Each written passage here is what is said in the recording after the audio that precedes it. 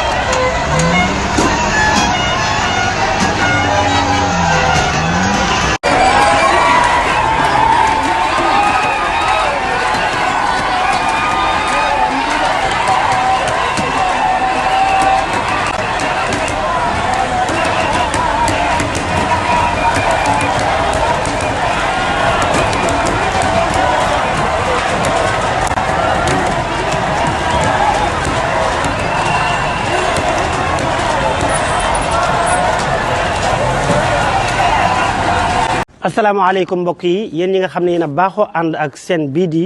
Mbacke Kadior TV à partir d'aujourd'hui gën nañ koo yaatal ci YouTube bi